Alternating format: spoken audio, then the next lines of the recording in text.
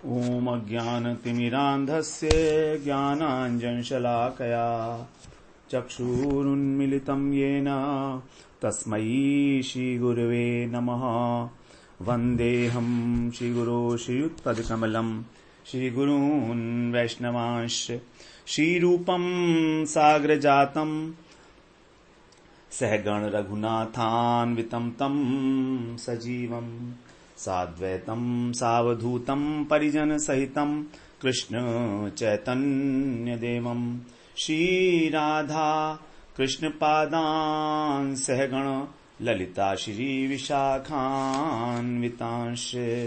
तमादिदेवं करुणानिधानं तमालवर्णं सुहितावतारम् अपार संसार समुद्र सेतुं भजामहे भागवत स्वरूपम्। हे देव हे दैत हे भुवनैक बंधो हे कृष्ण हे चपल हे करुणैक सिंधो हे नाथ हे रमण हे नयनाभिराम हा हा कदानुभवितासि पदं दृशोर्मे। श्री कृष्ण चैतन्य प्रभो नित्यानंद श्री अद्वैत गदाधर शिवसदी गौरभक्त वृंद। हरे कृष्णा कृष्ण कृष्ण हरे हरे हरे राम राम राम हरे हरे। हरे कृष्णा। सर्वप्रथम मैं अपने गुरुपाद पद्म ओम विष्णुपाद अष्टोत्तर शत श्री श्रीमद् भक्तिवेदांत माधव गोसाई महाराज के चरण कमलों में अनंत कोटि दंडवत प्रणाम ज्ञापन करता हूं। हम लोग श्रीमद् भागवत पुराण में दशम स्कंध में 24वां अध्याय श्रवण कर रहे हैं, जिसमें भगवान इंद्र के अभिमान का जो है दमन कर रहे हैं, गर्व का, और उसी के साथ साथ ही गोवर्धन यज्ञ का प्रवर्तन कर रहे हैं।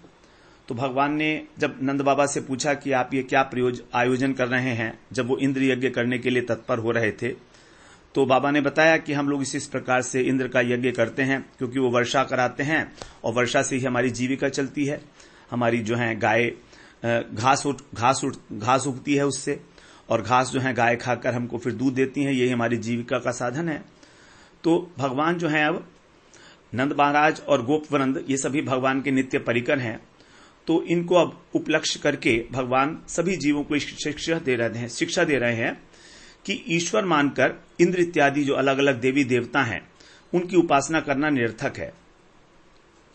जो कर्मी होते हैं स्मार्थ मत के अंदर ईश्वर को स्वीकार करते हैं, लेकिन ईश्वर को स्वीकार करने पर भी ये जितने देवता लोग हैं ये सभी जो हैं ईश्वर के अधीन है। इनके अंदर किसी प्रकार का अनुग्रह और निग्रह करने का सामर्थ्य नहीं है। ये स्वयं जो है कर्म के अधीन है। जितने भी देवता हैं, इंद्र वरुण अग्नि, जिनके लिए भी हम सूर्य चंद्रमा, ये सब देवता हैं, कर्मों के अधीन हैं ये भी, और इनको भगवान ने एक विशेष कार्य में नियुक्त किया है इस सृष्टि की संचालन करने के लिए।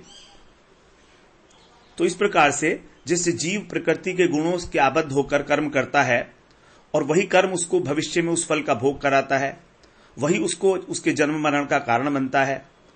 तो इस प्रकार भगवान यहां पर कर्मवाद की स्थापना करते हुए कह रहे हैं कि कर्म ही श्रेष्ठ है। जिस किसी से भी हमारी जीविका का जो है रक्षा होती है, हमको उसको हमका सम्मान करना चाहिए। किसी अन्य व्यक्ति को सम्मान हम क्यों करें? तो यहां पर हमारी जो जीवन रक्षा हो रही है वो गाय से हो रही है, तो गाय को हम सम्मान देंगे। तो ये कर्म के अधीन जो देवता हैं इनकी कोई आवश्यकता नहीं है। ये स्वयं से किसी का भी कोई अनुग्रह निग्रह नहीं कर सकते, क्योंकि ये स्वयं ही कर्म के अधीन है। ये भी तो जीव विशेष है ना। तो इसलिए इनकी जो सेवा पूजा करना है वो शास्त्रों से सम्मत नहीं है। केवल भगवान जो कर्म के अधीन नहीं है उन्हीं की सेवा जो है हमको करनी चाहिए। तो भगवान जो है पहले तो जैमिनी ऋषि के द्वारा जो कर्मकांड पूर्व मीमांसा के अंदर कर्मवाद की स्थापना की थी उसका प्रतिपादन करते हुए कर्म की श्रेष्ठता बताई। भगवान ही जो हैं देवी देवताओं के प्रति हमारी श्रद्धा को बढ़ाते हैं। गीता में कहा है भगवान कि उस श्रद्धा को मैं ही बढ़ाता हूं इनके प्रति।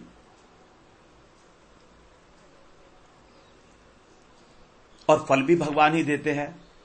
लभते च तत कामान मय्येव अभिहितानि तान। और इनके द्वारा देवी देवताओं के द्वारा दिया गया जो फल है वो नश्वर है, क्योंकि स्वयं भी नश्वर है। तो यथार्थ रूप में कर्म फल प्रदाता केवल कृष्ण है। तो जब कर्म से ही हमको फल मिलना है तो फिर ये हमारे जीवन की रक्षा कैसे कर सकते हैं? तो जो कृष्ण सबके आराध्य हैं, कर्म फल प्रदाता हैं, उन्होंने इस प्रकार से अपने पिता को और अनेक गोप वृंदों को समझाया। उसके बाद फिर सांख्य योग का आश्रय लेकर भी समझा रहे हैं भगवान कि यदि हम कर्म का आश्रय न लेकर ज्ञान का आश्रय लें, सांख्य मत का आश्रय लें, तो उसमें भी प्रकृति ही सब कुछ करती है। प्रकृति के 3 गुण हैं, उन्हीं के द्वारा सब कुछ किया जाता है। कोई करने वाला कुछ है ही नहीं किसी भी प्रकार से। भगवान ने कहा 23वें श्लोक में कि रजोगुण के द्वारा ही सारे मेघ जो हैं बरसते हैं, बारिश करते हैं। और एक विशेष स्थान पर बारिश नहीं होती है, बल्कि सब जगह होती है। तो इसी के कारण जीवों की रक्षा होती है। तो इसका मतलब रजोगुण ही कर्ता हो गया। फिर इसमें देवराज इंद्र क्या करेगा? रजोगुण के कर्ता होने का मतलब प्रकृति। भगवान ने गीता में कहा है प्रकृति एवं कर्माणि, प्रकृति ही सर्व काम करती है। हम तो कर्ता हमिति मन्यते, स्वयं अपने को कर्ता मानकर और अहंकार करते हैं, विमूढ़ात्मा। तो इस प्रकार इंद्र हमारा कोई उपकार नहीं कर सकता किसी भी प्रकार से, और ना ही हमारा कोई नुकसान कर सकता है।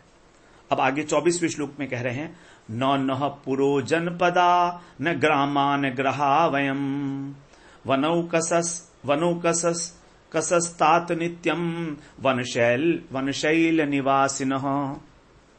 हे तात अर्थात हे पिताजी, वयम माने हम सभी, वनौकस वनवासी हैं, और नित्यम वन शैलम निवासिनः हमेशा ही वनों में, पर्वतों में इत्यादि में निवास करते हैं। तो इसलिए नौ माने हम सबका कोई नगर तो है नहीं, पुरह न, और ना ही हमारा कोई जनपद है, ना ही हमारा कोई गांव है। तो हमारे लिए कोई नगर, कोई जनपद, कोई गांव, कुछ भी हमारा मंगल करने वाला नहीं है। हमारा मंगल कौन करता है? तो गोपों का जो वर्धन करता है, गोपों को जो वृद्धि करता है, वो कौन है? गोवर्धन है। वो गोवर्धन की यदि हम व्युत्पत्ति करें तो भी यही है, गो प्लस वर्धन। तो गोपों का जो वर्धन करते हैं, यथार्थ रूप से उनका पालन करते हैं, क्योंकि गायों की वृद्धि जो है गोवर्धन के अधीन है। इसलिए कह रहे हैं कि गिरिराज गोवर्धन पूज्य है। हमारा नगर, हमारे देश, हमारा गांव ये भी पूज्य नहीं है, क्योंकि हम तो वन में गोचारण करते हैं, हम तो वनवासी हैं। इसीलिए तो यहां पर कृष्ण के कहने का अर्थ यही है कि गोवर्धन की हमको पूजा करनी चाहिए। अब आगे 25वें श्लोक में कह रहे हैं तस्मात् गवाम ब्राह्मणानाम अद्रेश्चारभ्यताम मखः य इंद्रिय याग संभारास तैरयम साध्यताम मखः। तस्मात् इसलिए, गवाम माने गाय, ब्राह्मणाना माने ब्राह्मण, और अद्रे माने पर्वत, इनके उद्देश्य से जो यज्ञ है, मख माने यज्ञ है, आरभ्यताम प्रारंभ करना चाहिए, प्रारंभ करें। इनके उद्देश्य से गाय, ब्राह्मण और पर्वत, गोवर्धन पर्वत, और ये इंद्र याग संभारा, इंद्र याग के लिए जो भी सामग्री इकट्ठी की गई है, जो उपकरण है, संभारा माने उपकरण, सामग्रियां, तई माने उन सब के द्वारा अयम मख साध्यताम, इस यज्ञ का अनुष्ठान किया जाए। जो हमने इंद्र के लिए इतना सारा किया है इकट्ठा, यही सब कुछ। तो उनका कहना यही है भगवान का, क्योंकि हम तो पर्वतों में घूमते हैं, गोप जाति के हैं, हम तो पर्वत में घूमते हैं, कृषि कार्य करते हैं, और जो है वन भूमि में जाकर ही अपने घर वगैरह बना लेते हैं। कोई हमारा राजा की भांति कहीं निवास तो है नहीं परमानेंट। इसीलिए हमारे जो रक्षा करने वाले कौन है, ये वन, पर्वत, गाय, ब्राह्मण इत्यादि, यही हमारे रक्षक हैं। इसीलिए इनकी पूजा करनी चाहिए। और हमने जो कुछ भी बनाया है इंद्र के यज्ञ के लिए, वो सब कुछ हमको इन्हीं को जो है भेंट करनी चाहिए। तो यहां पर जो है भगवान का उद्देश्य है किसी प्रकार इंद्र का क्रोध बढ़े, क्योंकि जब क्रोध बढ़ता है तभी भगवान जो है उसका आश्रय लेकर उसके अहंकार का नाश करेंगे। ये सब भगवान ने सोचा हुआ है पहले से क्या करना है। पच्यताम विविधा पाका सुपांता पायसादय संयामा पुपश्यकुल्य सर्वदोहस्य गृह्यताम। अब यहां पर बहुत सारा सामान जो बनाया गया है उसके लिए बता रहे हैं। खीर से आरंभ करके पायस आदय, खीर से आरंभ किया गया। तो जो खीर इत्यादि बनाई है, सूप अंता मतलब मूंग के दाल का सूप तक, विविधा पाका अनेक प्रकार के जो पाक बनाए हैं, पिष्टक है, मिठाई, शटकुली, ये सब पच्यताम जो पाक किया जाए वो सब, और सर्वदोह च गुह्य ग्रहताम, और घरों में जितना भी दूध दही इत्यादि है वो सबको यहां पर लेकर आ जाए। तो जितना भी व्यंजन बनाया गया है, गर्म है, शीतल है, सब, तो इसलिए कह रहे हैं कि जो कुछ भी हमारा संग्रह है वो सब यहीं पर हम ले आए उसको। अब आगे 27वें श्लोक में कह रहे हैं, हूयंता मग्नय सम्यक ब्राह्मणे ब्रह्मवादि भी अन्नम बहुगुणम तेभ्यो देयम वो धेनु दक्षिणः। ब्रह्मवादी भी, जो ब्रह्म का अभ्यास करने वाले, ब्रह्म का पाठ करने वाले ब्राह्मण हैं, ब्रह्मवादी हैं, ऐसे ब्राह्मण अग्नय सम्यक हुयंताम, अग्नियों में सम्यक प्रकार से हवन करें। उन लोगों को हवन करना चाहिए सब यहां पर बैठकर। और बहुगुणम, और बहुत गुणों से युक्त जो अन्न है उसको, और धेनु दक्षिणाम, गायों के सहित जो दक्षिणा है वह माने आप लोग उसको दान करो। तो आप लोग जो है अन्न और गाय का दान करो यहां पर ब्राह्मणों को। इस प्रकार से जो है भगवान ने पूरा विधि बता दी कि गोवर्धन के लिए जो यज्ञ किया जाना है उसके लिए क्या क्या करना है। तो जितना भी आप लोगों ने सामान इकट्ठा किया है, घी, जौ, फल, मूल, शाक इत्यादि, खीर, पुआ, हलवा, सब, दूध दही जो है घरों के अंदर, वो सब इकट्ठे करके और ब्राह्मणों के द्वारा हम यथाविधि अग्नि स्थापन करेंगे। फिर गोवर्धन यज्ञ का अनुष्ठान करेंगे और यज्ञ समापन करके फिर जो ऋत्विक ब्राह्मण हैं उनको वस्त्र, अलंकार, गाय इत्यादि देकर संतुष्ट किया जाएगा और सभी को कुछ ना कुछ दिया जाएगा। अन्येभ्यश्चाश्व चांडाल पतित्यो भी यथार्हतः यवसंच गवाम दत्वा गिरहे दीयताम बलिहि। इसके अतिरिक्त जो अन्य लोग हैं अर्थात कुक्कुर मतलब कुत्ता, चांडाल और पतित, इनको और अन्य व्यक्ति को भी यथार्हत यथा योग्य दान दिया जाए। और गायों को गवाम यवसम दत्वा घास दी जाए। और फिर गिरिराज पर्वत को बलि माने उपहार दियताम प्रदान किए जाएं, अर्थात उनको भोग लगाया जाए। तो सब लोगों को पहले सत्कार किया जाए उनका यथा योग्य भोजन के द्वारा तृप्त करके, फिर गोवर्धन की प्रीति विधान के लिए गायों को कोमल कोमल घास खिलाई जाए। उसके बाद फिर हम लोग जो हैं गोवर्धन को सभी कुछ जो गंध पुष्प इत्यादि हैं विविध उपहार से उनको समर्पण करें। स्वलंकृता भुक्तवन्तः स्वनुलिप्ता सुवाससः प्रदक्षिणांच कुरुत गोवी प्रानल पर्वताम गोविप्रानल पर्वताम।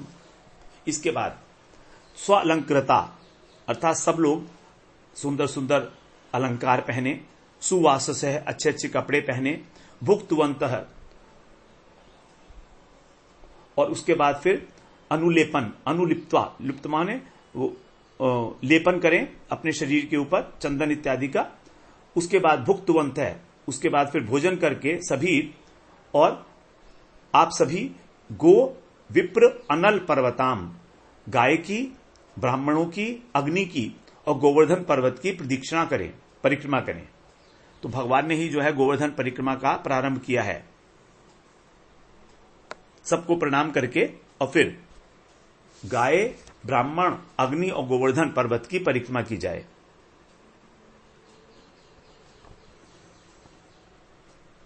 अब यहां पर कह रहे हैं, एतन मम्मतम तात क्रियताम यदि रोचते अयम गो ब्रह्मणाद्रीणाम मय्यंच दैतो मख।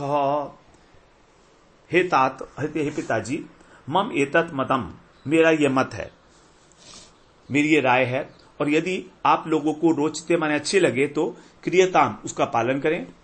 अयम मख, ये जो यज्ञ है ये गो, ब्राह्मण इत्यादि का, और मय्यम च दयितो, मेरा भी अत्यंत दयित है, अर्थात अत्यंत प्रीतिजनक है, मुझे इससे प्रसन्नता होगी। तो ये यज्ञ गौ, ब्राह्मण, गिरिराज जी को तो प्रिय लगेगा ही लगेगा, मुझे भी अत्यंत प्रिय लगेगा। तो मेरा इस प्रकार का सलाह है आप लोगों को, यदि आपको ठीक लगे तो आप इस प्रकार से करें। तो जैसे आप हर वर्ष इंद्र का यज्ञ करते थे, अब उसके बदले यदि आप गोवर्धन का यज्ञ करेंगे तो ब्रजवासियों का अधिक हित होगा, क्योंकि गोवर्धन जो है प्रत्यक्ष रूप से हमको प्रदान करते हैं तृण इत्यादि, घास इत्यादि, फल फूल मूल इत्यादि हमारा पालन कर रहे हैं।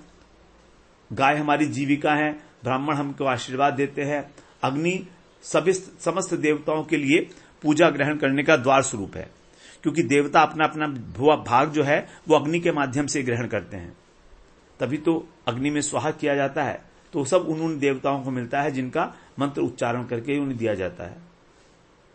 इस प्रकार से जो प्रत्यक्ष रूप से हमारा उपकार कर रहे हैं, ऐसे गोवर्धन जी को छोड़कर हम उस स्वर्ग में रहने वाले इंद्र की पूजा करें, ये ठीक नहीं है। तो इस प्रकार मैंने जो ठीक समझा वो आपको निवेदन किया। अब आपको जैसा ठीक लगे सोच विचार करके वही अनुष्ठान करें। 31वें श्लोक में अब सुखदेव जी कहते हैं, श्री शुक उवाच कालात्मना भगवता शक्र दर्पम जिंघासया प्रोक्तम निशम्य नंदाद्य साध्व ग्रहणंत तद्वचः। सुखदेव जी कह रहे हैं कि जो काल स्वरूप भगवान है, कालात्मना, भगवान ने शक्र दर्पम, शक्र का जो दर्प है, मिथ्या गर्भ है, उसको जिंघासया मतलब उसको नष्ट करने के उद्देश्य से प्रोक्तम, इस प्रकार कहा। निशम्य माने ऐसा सुनकर नंद इत्यादि जो थे वो सभी साधु अग्रहणंत तद्वचः, सभी लोग जो हैं साधु साधु कहने लगे, अर्थात सभी ने उनके वचन को सम्यक रूप से ग्रहण किया, स्वीकार किया। साधु मतलब ये उत्तम है, बिल्कुल ठीक कहा आपने। इस प्रकार से सभी लोग जो है कृष्ण की प्रशंसा करते हुए कि तुमने हमको बिल्कुल ठीक राय दी है, हमें गोवर्धन की पूजा करनी चाहिए। तो जितने वयोवृद्ध ज्ञानवृद्ध गोपगण थे वो किसी प्रकार कृष्ण की जो युक्त बातें थी उसका प्रतिवाद नहीं कर सके। बड़े मंत्रमुग्ध की भांति उनके विचार सुन रहे हैं और सोच रहे हैं कि वास्तव में हमने अभी तक गायों की, ब्राह्मणों की, गोवर्धन की पूजा न करके अन्याय किया है। ये तो हमारे प्रत्यक्ष देवता हैं, फिर इनकी पूजा करके देवराज इंद्र की पूजा का क्या लाभ है। ये जो बच्चा है बिल्कुल नारायण के समान ही है, तो नारायण ने इसके माध्यम से हमारा भ्रम दूर कर दिया और अब हमको कर्तव्य का मार्ग दिखा दिया। 32, 33, 34 एक साथ पढ़ेंगे। तया च व्यदधु सर्वं यथा मधुसूदन वाचयित्वा स्वस्त्यैनं तद्रम्येण गिरिध्वजान् उपहृत्य बलीन सम्यक् आद्रतायव संगमां गोधनानि पुरस्कृत्य गिरिं चक्रु प्रदक्षिणम् अनांस्यन्दुद्युक्तानि ते चारुह्य स्वलंकृता गोप्यश्च कृष्णवीर्याणि गायन्त्यः सद्विजाशिषः। इसके बाद मधुसूदन यत आहा, जैसा कि मधुसूदन भगवान ने कृष्ण ने कहा था उसके अनुसार सर्वम व्यदधु, सब प्रकार के अनुष्ठान जो हैं संपन्न किए गए। जितना भी कहा था, स्वस्ति एनम वाचयित्वा, ब्राह्मणों के द्वारा सबसे पहले स्वस्ति वचन कराया गया। तद द्रव्येण, तब फिर जो है इंद्र के पूजा के लिए जो सामग्री इकट्ठी की गई थी उससे गिरि द्विजान, गोवर्धन गिरी का और ब्राह्मणों को सम्यक बलीन अच्छी प्रकार से उनको उपहार दिया गया, उनकी पूजा की गई और उपहृत्य आर्द्रता बड़े आदर के साथ गवाम गायों को यवसम घास प्रदान की गई। गोधनानी और गायों को आगे करके गिरिम प्रदक्षिणम चक्रू गिरिराज की परिक्रमा की। तो बड़ा सम्मान किया सभी का और जो है फिर अब प्रसाद को खाकर गाय बछड़ों को आगे किया और सब लोगों ने गोवर्धन की परिक्रमा की। 34वें में कहा है कि ते माने वे जो गोपगुण हैं, गोपगण स्व अलंकृता अपने उत्तम अलंकारों से युक्त होकर और गोप्यच अनुद्युक्तानी और गोपियां बैलगाड़ियों में बैठकर, आरूह्य माने बैठकर, स्वद्विजाशिष ब्राह्मणों के आशीर्वाद सहित कृष्ण वीर्याणी कृष्ण की वीर्यवती कथाओं का महात्म का गायंत माने गान करने लगे, गोप गान करने लगी। इस प्रकार से वहां पर अब परिक्रमा चल रही है गोवर्धन महाराज की। जैसा कृष्ण ने कहा था उसी प्रकार से सारी क्रियाएं संपन्न की गई। तो कृष्ण जो हैं वो सब ब्रह्मांड के पालक हैं, सर्वांतर्यामी हैं, जो कुछ भी कराते हैं उसको वही करने के लिए बाध्य है। कृष्ण ही तो प्रेरक है ना हमारे अंतर्यामी भगवान के रूप में। इसलिए नंद इत्यादि जो गोप हैं उनका संकल्प को परिवर्तन करना कोई मुश्किल काम नहीं था भगवान के लिए, क्योंकि वो तो काल के भी नियंता हैं। उन्हें मालूम है कि किस काल में किस कार्य का अनुष्ठान होना चाहिए। इसीलिए अब सब जो है सब गोपों ने मिलकर इंद्र का यज्ञ ना करके और गोवर्धन के लिए यज्ञ किया। इसी से फिर जो है इंद्र का गर्व नष्ट हुआ है और गोवर्धन की आराधना, उसकी परिक्रमा का जो प्रचलन है वो आज तक भी है। सभी लोग गोवर्धन की परिक्रमा करते हैं। हरिवंश पुराण में कहा गया है कि कृष्ण की यह बात सुनकर ब्रजवासी बड़े आनंद हुए, उनका भय दूर हो गया। कृष्ण से कह रहे हैं कि भैया तुम्हारी जो बात बुद्धि है ये हमारे लिए बड़ी हितकारी है, गायों की वृद्धि करने वाली है, तो तुम्हारी बुद्धि से तुम्हारे प्रति प्रीति बढ़ रही है। हमारी प्रीति बढ़ रही है तुम्हारी बुद्धि, तुम्हारी इस विचार से, तुम्हारे प्रति। तुम ही हमारी एकमात्र गति हो। त्वम गतिस्त्वम रतिश्चैव त्वम वेत्ता त्वम परायणम भवेषु अभयदस्त्वम नस्त्वमेव सुहृदाम महसुहृत। अर्थात तुम ही हमारी एकमात्र गति हो, एकमात्र प्रीति हो, हमारे हित अहित को जानने वाले हो और भय के समय अभय प्रदान करते हो, हमारे परम सुहृत हो। तुम्हारे कारण ही हमारे सब शत्रु विनष्ट हो गए। इसलिए सभी परमानंद में जो है ब्रज में निवास कर रहे हैं, स्वर्ग की भांति परमानंद के अंदर निमग्न है। तो इस प्रकार सभी ने जो है गोवर्धन का जो है पूजन किया और उनके हृदय के अंदर किसी प्रकार का कोई भय का संचार नहीं हुआ। उन्हें मालूम है कि बालक जो कह रहा है बिल्कुल ठीक ही कह रहा है।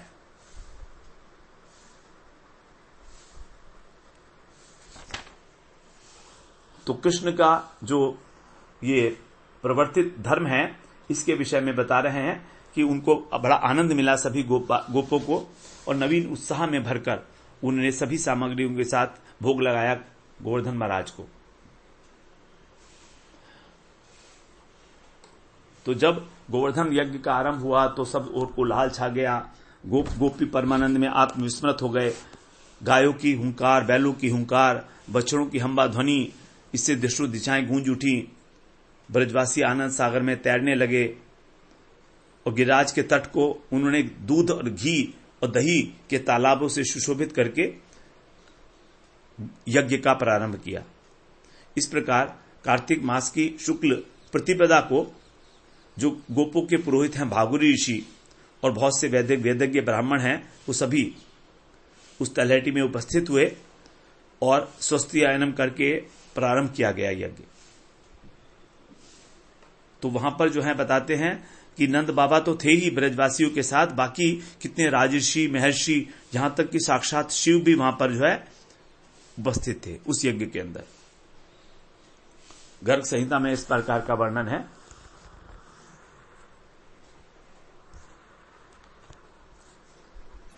गोवर्धन जी की पूजा के विषय में गर्ग संहिता में बड़ा विस्तार से जो है वर्णन है।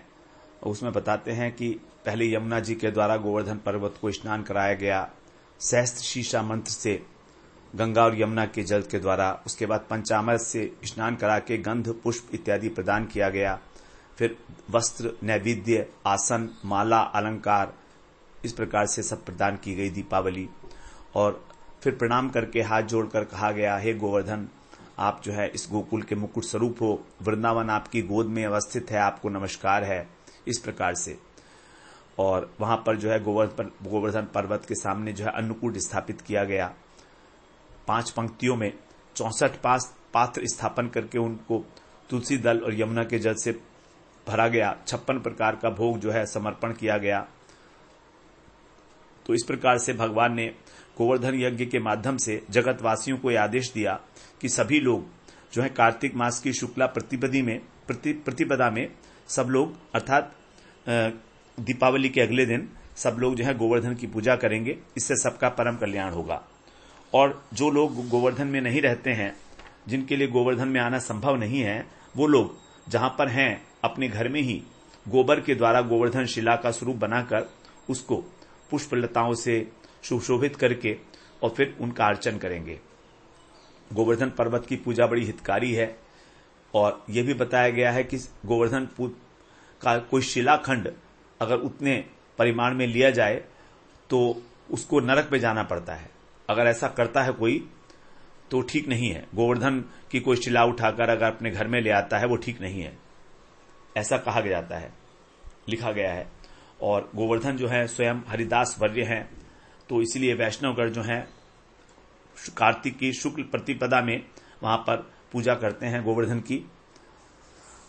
तो गोवर्धन की पूजा का बड़ा फल बताया गया है। जो भी गोवर्धन की पूजा करता है वो विपत्ति में नहीं पड़ता किसी की भी, उसको इस लोक में भी सुख मिलता है और मृत्यु के पश्चात भी संसार बंधन से मुक्ति होती है, इस प्रकार बताया जाता है। तो आप आगे 35वें श्लोक में कह रहे हैं, कृष्णस्त्वन्यतमं रूपं गोप विश्रंभणं गतः शैलोस्मीति ब्रुवन् भूरि बलिमादद बृहद वपुः। उस समय कृष्ण गोप विश्रंभणम, कृष्ण ने गोपों का जो विश्वासजनक अन्यतमम रूपम, जो एक विशेष रूप था, जो कृष्ण से अभिन्न था, ऐसा गतः बड़ा वहत जो बड़ा शरीर है वो धारण किया। उनका विश्वास जो है रखने के लिए अहम शौलह अस्मि, और ऐसा बोले अहम शौलह अस्मि, मैं ही पर्वत हूं, ऐसा कहा। और भूरी बलम आदत, मेरी सब जितनी भी सामग्री वहां पर उनको अर्पित कर की गई थी वो ग्रहण करने के लिए। तो यहां पर इस यज्ञ का एक विशेष उत्कर्ष, असाधारण उत्कर्ष दिखाने के लिए और सब में गोवर्धन पर्वत के प्रति विश्वास उत्पन्न कराने के लिए भगवान स्वयं देवता के रूप में प्रकट हो गए और कह रहे हैं कि मैं ही गोवर्धन हूं, मैं ही पर्वत हूं। इस प्रकार से जो कृष्ण का अन्यतम रूप है वो प्रकट हो गया गोवर्धन के रूप में और कहते हैं कि मैं पर्वत हूं, मैं इस देश का अधिपति हूं, मैं आज तुम्हारी भक्ति से प्रसन्न होकर प्रकट हुआ हूं, इसलिए तुम लोग जो है कोई भी वर मांगो। तो इस प्रकार जो है समर्पित जितना भी नैवेद्य उनको समर्पित किया गया था उसको हजारों करोड़ों हाथों से ग्रहण करके और भोजन करने लगे। अब 36-37वें श्लोक में कह रहे हैं, तस्मै नमो ब्रज जनई सह चक्रे आत्मनात्मन अहो पश्यत शैलोऽसौ रूपिणोऽनुग्रहं व्यधाते एषो वजानतो मर्त्यान् कामरूपी वनौ कसः हन्ति हस्मै नमस्यामः शर्मणे आत्मनो गमाम्।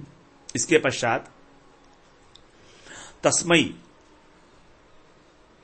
तस्मै माने ब्रजवासी, उनके साथ आत्मने आत्मना ब्रजजनई, ब्रजवासियों के साथ, नहीं ब्रजजनई का मतलब है ब्रजवासी, तो ब्रजवासियों के साथ, सह माने साथ, उन्होंने स्वयं ही अपने को प्रणाम किया। आत्मने आत्मना, क्योंकि कृष्ण तो है ही और गोवर्धन के रूप में भी कृष्ण ही विराजमान है, तो अपने को ही उन्होंने प्रणाम किया ब्रजवासियों के साथ। और अहो रूपी, और फिर गोपू से कहने लगे कि देखो ये मूर्तिमान जो गोवर्धन है, ये शैल, असौ शैल माने ये शैल, नौह माने हमारे प्रति, अनुग्रह व्यधात, अनुग्रह प्रकाशित कर रहे हैं। इसको देखिए, क्योंकि स्वयं भोजन कर रहे हैं, तो इस प्रकार ब्रजवासियों के साथ उन्होंने विशाल स्वरूप को प्रणाम किया और कहा, देखो देखो इनका कितना अनुग्रह है कि हमारे साक्षात प्रकट हो गए हैं, कितना आश्चर्य। अहो, ये गोवर्धन, और एश माने ये गोवर्धन काम रूपी जो हमारी इच्छाएं हैं उसके अनुसार अवजानतः अवज्ञाकारी वनवासी का विनाश कर देंगे। तो अपने अनुसार जो किसी भी प्रकार का रूप धारण कर सकते हैं, सर्प इत्यादि कोई भी रूप, और जो वनवासी इनका अनादर करेंगे इसका विनाश कर देंगे। इसलिए हम लोग जो हैं सब मिलकर, आत्मन है गवाम च शर्मणे, हम सब मिलकर, शर्मणे माने मंगल के लिए ही अस्मयी नमस्याम है, इनको प्रणाम करते हैं। तो ये जो गोवर्धन है साक्षात हैं और हम सब मिलकर इनको प्रणाम करते हैं। तो ब्रजवासियों को इस पूजा में इतना आनंद हुआ, कभी इंद्र की पूजा में इतना आनंद नहीं होता था, क्योंकि इंद्र कभी भी जो है स्वयं ग्रहण नहीं करते थे वहां पर आके। लेकिन यहां पर अब देखिए, यहां पर गोवर्धन जो हैं वो जो है प्रत्यक्ष रूप से सब सामान को ग्रहण कर रहे हैं। तो इस प्रकार सबने उनकी जो विशाल मूर्ति थी, सुविशाल मूर्ति थी, उसको देखा। और जब सभी ब्राह्मणों ने भी गिरिराज गोवर्धन की पूजा करनी आरंभ की, और तो उन्होंने अपने जो है अद्भुत स्वरूप को प्रकाशित किया। इस प्रकार से वे असंख्य सुवर्ण श्रृंगों से, रत्न शिलाओं से सुशोभित हो रहे थे। गर्ग संहिता में वर्णन आता है, सुमेरु, हिमालय इत्यादि जो पर्वत है मूर्तिमान होकर उनको प्रणाम कर रहे थे। इस प्रकार जो है कृष्ण ने गोवर्धन जी की पूजा के प्रवर्तन का बड़ा रहस्य यहां पर प्रकट किया है। अब आगे कह रहे हैं 38वें श्लोक में, इत्यद्रिगो द्विजमुखम वासुदेव प्रणोदिता यथा विधायते गोपा सह कृष्णा व्रजम ययुः। इस प्रकार अद्रि अर्थात पर्वत, गाय, द्विज, इन सबका पूजन किया गया वासुदेव प्रणोदिता, भगवान की प्रेरणा से, और यथा विधाय, ऐसा विधान करके अच्छे प्रकार से, ते माने वे गोप, सहगणा, सह कृष्णा, कृष्ण के साथ ब्रजम ययु, ब्रज में प्रवेश किया, तो ब्रज में लौट आए वापस। तो भगवान के कहे के अनुसार जो हैं उन्होंने इंद्र यज्ञ का तो भंग कर दिया, क्योंकि वो साधुओं के विचार से सम्मत नहीं है, ऐसा कोई शास्त्रों में विधान भी नहीं किया गया है।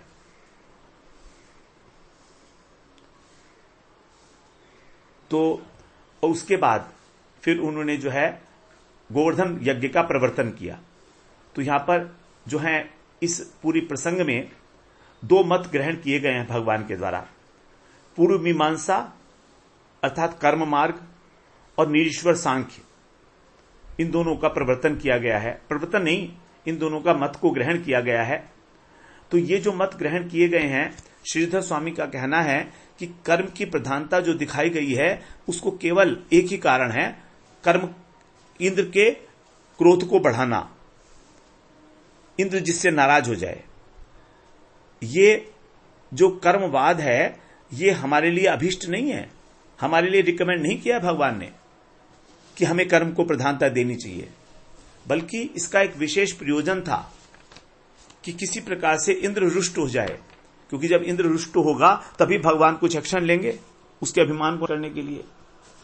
तो यहां पर उद्देश्य जो है उस कर्मवाद का और निरीश्वर सांख्य का प्रचार करना नहीं है, केवल इंद्र यज्ञ का खंडन करने के लिए इस प्रकार की युक्ति का आश्रय लिया गया। बहाना, केवल बहाना है। उसके बहाने से जो है नंद बाबा को समझा दिया उन्होंने, बस इतना। तो ऐसा नहीं है कि हम कहें कि ये भगवान रिकमेंड कर रहे हैं तो हम तो भैया कर्म ही करेंगे, कर्म को ही सब कुछ समझेंगे। अथवा निरीश्वर सांख्य की जो बात की है कि रजोगुण ही करता है, इस प्रकार से, तो ये केवल युक्ति का प्रदर्शन मात्र था खंडन के लिए। जो वेद मार्ग के अनुयायी हैं, सद सज्जन पुरुष हैं, साधु हैं, उनके लिए ये मत सम्मत नहीं है। इस प्रकार से भगवान ने जो है युक्तियों का प्रदर्शन किया और फिर ब्रजवासियों के चित्त में गोवर्धन यज्ञ का अनुष्ठान का संकल्प प्रकाशित किया, उनको स्वीकार कराया, गोवर्धन की महिमा का प्रकाशन किया कि गोवर्धन किस प्रकार से स्वयं प्रत्यक्ष होकर ग्रहण कर रहे हैं आपके द्वारा जो प्रसाद अर्पण किया गया, और सभी के साथ फिर वापस ब्रज में आ गए गोवर्धन यज्ञ को पूरा करने के बाद। इस प्रकार से हमारा ये 24वां अध्याय यहां दशम स्कंद में पूरा हो जाता है। अगले सत्र में फिर हम 25वें अध्याय में प्रवेश करेंगे। वहां पर जो इंद्र हैं वो बड़ा क्रोधित होंगे और भगवान गोवर्धन धारण करेंगे। वांछा कल्पतरुभ्यश्च कृपा सिंधुभ्यैव च पतितानां पावनेभ्यो वैष्णवेभ्यो नमो नमः।